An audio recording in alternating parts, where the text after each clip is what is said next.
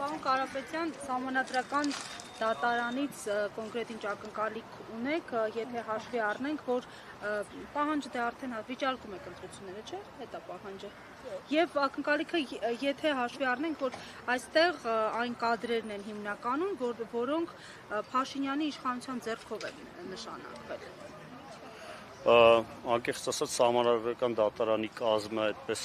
անգիր չգիտեմ, գիտեմ, որ 1-2 հոգի առնվազն նշանակվել են Փաշինյանի կառավարման տարիներին եւ նրանցից առնվազն մեկը գիտեմ, որ Փաշինյանի կուսակցական գործընկերն է եղել։ Ամենայն դեպս կարծում եմ, որ Սահմանադրական դատարանը կոլեգիալ մարմին է եւ բարձրագույն դատական մարմինն է եւ ակնկալում ենք, որ արդարացի օրենքի տառին եւ ոգուն հատկապես համապատասխանող որոշում կկայացնի։ Մենք քիչ առաջ մուտք արեցինք մեր դիմումը, որը նույնպես պահանջում ենք ուրեմն չեղյալ համարել ընտրությունների արդյունքները, քանի որ մենք մեր կուսակցությունը հայտարարություն է տարածել, կարծում եմ ծանոթ եք դրան, մի շարք դրվագներով ընտրության արդյունքների օրինականության հետ կապված մեզ մոտ խորը մտահոգություններ կան եւ կասկածներ կան դրա արդյունքում ձևավորված իշխանության լեգիտիմության վերաբերյալ։ Խոսքը վարչական ռեսուրսի համատարած կիրառման մասին է, խոսքը ուրեմն հանրային ռեսուրսների, այդ թվում նաև հանրային լրատվամիջոցների, հատկապես հեռուստատեսության ուրեմն միակ ոչ հավասարաչափ բաշխման մասին է, խոսքը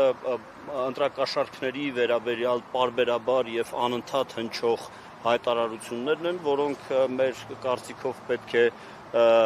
կոնկրետ գնահատական ստանային, բայց կարծում ենք, որ ելի քաղաքականապես մոտիվացված գնահատական են ստացել եւ ի վերջո այո կենտրոնական ընտրական հանձնաժողովի կողմից հունիսի 14-ին կայացած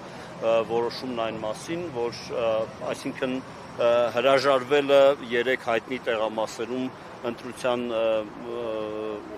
վերաքվեարկություն նշանակելը մենք կարծում ենք, որ մի քանի հազար ընտրողների կամքը անտեսելը ամենևին էլ չի բխում օրինականությունից եւ սահմանադրականությունից եւ հույս ունենք, որ դատարանը արդարացի որոշում կկայացնի։ Պարոն Կարապետյան, Փաշինյանը անդրադարձել է կոնկրետ ձեր մատնանշած վերջին դրվագին, ասել է, որ դա այդ համապատկերում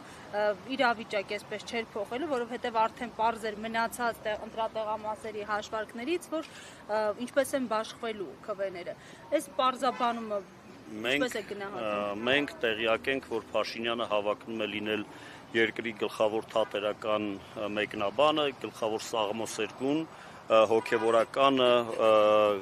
տնտեսագետը, դիվանագետը, բայց մենք համաձայն չենք, մենք չենք պատրաստվում հաշտվել այդ բոլոր ոլորտների ուզուրպացիայի հետ, առավել եւս համաձայն չենք այն մտքի հետ, որ Նիկոլ Փաշինյանը ներկայացնում է դատական իշխանությունը իդեմս Սահմանադրական դատարանի, կարծում ենք իրենց խոսքը կասեն։ Սամվել Կարապետյանը առաջարկում է ընտրությանը մասնակցած ուժերին միավորվել, կոնսոլիդացվել, ինչպես եք ընդունում այս առաջարկը։ Եթե ընդդիմադիր որևէ գործիչ կարծում էր, որ պետք է, գիտեք, միասնական ընդդիմության գաղափարը մի քիչ այդպես քիմերա է,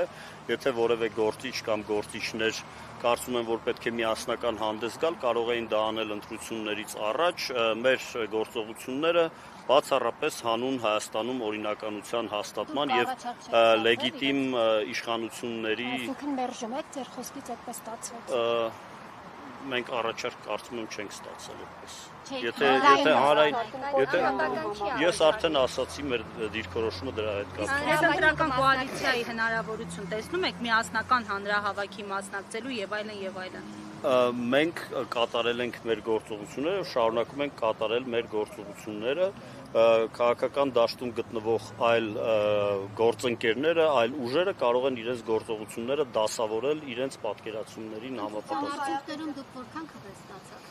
25,000-ից ավել։ Չեք ափսոսում, որ այդ քվեները գնաց Նիկոլ Փաշինյանին։ Այդ քվեները չի գնացել Նիկոլ Փաշինյանին, այդ քվեները մեր քաղաքացիները տվել են մեր ուժին եւ դրա համար մենք շնորհակալ ենք դրանց։ Դրանք հատիկ առ հատիկ։ Ես կարծում եմ, որ նույն կերպ կարելի է ցանկացած դա կեղծ խոսույթ է, այդպես կարելի է ցանկացած քաղաքական ուժին ներկայացնել պրետենզիաներ, թե ինչու են մասնակցել, ինչու է, չգիտեմ, Ծառուկյանը մասնակցել, ինչու է Սամվել Կարապետյանը մասնակցել, ինչու է Քոչարյանը մասնակցել, չեն ափսոսում իրենք իրենց ձայները։ Ինչ են անցել։ Իսկ իրենք ասում էին, որ անցնելու են եւ դառնալու են ընդդիմություն, իրենք ասում են, որ պետք է իշխանություն վերցնեն։ Այլ երբ որ քաղաքական ուժի ղեկավարը իրեն ավելին է պատկերացնում, քան կա։ Ահա, շատ Չի լավ։ հաղթահարում շեմը։ Եվ իսկ այն որ մարդիկ ասում են 60-70%-ով կամ չգիտեմ հայտարարություններ են անում եւ տակը տիտրեր են դնում, որ Հայաստանի ապագա վարչապետ, դրանից հետո դուք այդպիսի հարցեր տալիս եք, խնդրում եմ գնացեք եւ այդ մարդկაც այդ նույն հարցերը տվեք։ Մենք մասնակցել ենք մեր ծրագրերողություն, մենք մասնակցել ենք մեր ծրագրով եւ մեր պատկերացումներով, մենք մեր գաղափարներն ենք փորձել ներկայացնել հանրությանը եւ ստացել ենք այնքան ձայն, որքան որ ստացել ենք եւ դրա համար շնորհակալ ենք հանրությանը։ Եվ վստահաբար, եթե գտնենք, որ նպատակահարմար կլինի հաջորդ ընտրական process-ներին մասնակցել, կմասնակցենք հաշվի չառնելով այն բուլինգը, որը դուք փորձում եք անել։ Իսկ միգուցե այլ ուժերի հետ միավորվեք նոր մասնակցեք, հաշվի առնելով, որ անցողիկ շեմը չեք հաղթահարում։ Եթե այլ ուժերի հետ միավորվելու նպատակահարմարություն լինի, նաև կքննարկենք այդ հարցը։ Համենայն դեպս մենք մասնակցել ենք այնպես, ինչպես մասնակցել ենք, եւ արդեն ապագա կամ եթե վերաքվեարկություն կնշանակվի Սահմանադրական դատարանի որոշման արդյունքում, մեր գործողությունների մասին հանրությանը կտեղեկացնենք։ Ասում եմ, իսկ եթե չէ, ինչ է կարող։ Ինչ է եթե չէ։ Այսինքն եթե Սահմանադրական դատարանը չի բավարարում ձեր պահանջը ընդդիմության եկեք խնդիրները լուծենք ըստ դրանց առաջանալու հաջորդականության։ Հիմա կսպասենք Սահմանադրական դատարանի որոշմանը, հետո արդեն որոշում կկայացնենք։ Պարոն Կարապետյան, ձեր ակնկալիքը ո՞րն է Սահմանադրական դատարանից։ Դուք կարծում եք, որ այս ընտրությունների արդյունքներով, ամենայն դեպս պաշտոնական արդյունքներով չհաղթահարելով շեմը, խորհրդան մտնելու շեմը,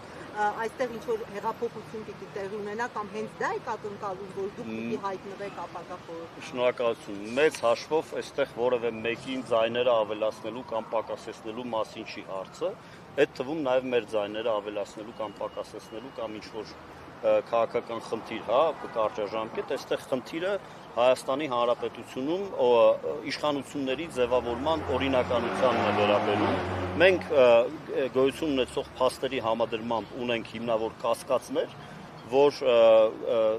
եղած պայմաններում ձևավորվող իշխանությունների լեգիտիմությունը հարցականի տակ է դրվում։ Դրա համար մենք դիմում ենք Սահմանադրական դատարան, որպեսզի այդ կասկածները փարատվեն եւ հուսով ենք, որ Սահմանադրական դատարանը, ինչպես սկզբում ասացի, օրենքի տառին եւ հատկապես ոգուն համապատասխանող։ Քանի որ խոսեցիք հիշեցնեմ Սահմանադրական դատարանում, բացի Արման Դիլանյանից, մնացյալ կազմը նշանակվել է Նիկոլ Փաշինյանի ԿՊ-ի կողմից, դարձել հիշեցնեմ։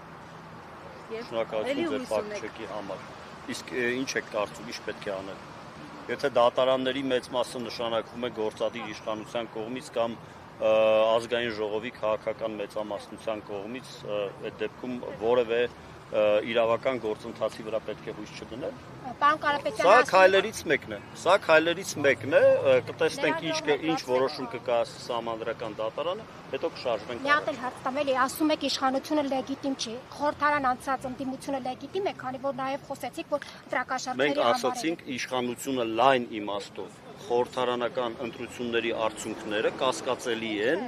հետևաբար դրա հետ կապված ձևավորված իշխանության լեգիտիմությունը հարցականի տակ է։ Իսկ ընդդիմությունը լեգիտիմ է։ Այդ թվում նաև ընդհանրապես խնդրում եմ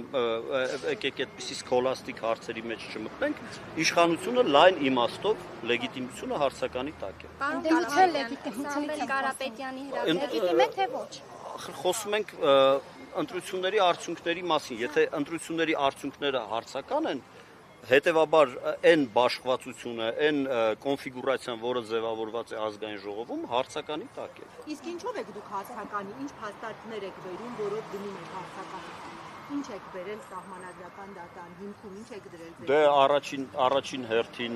3 հայտնի տեղամասերում վերաքվեարկություն չանցկացնելու ԿՀ-ի որոշումը, վարչական ռեսուրսի լայնածավալ կիրառումը, ընդդիմախոսների նկատմամբ գործադիր իշխանության բարձրագույն ներկայացուցիչների կողմից ատելության խոսքի,